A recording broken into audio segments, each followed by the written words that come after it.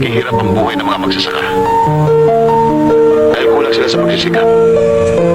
Kaya hindi sila makahango sa kahirapan.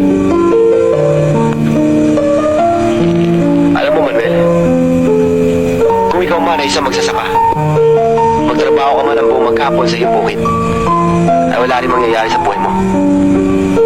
Dahil hindi makapunta sa iyo ang pinaghirapan mo. Para umunlad ang inyong ani, ano ang gagawin mo?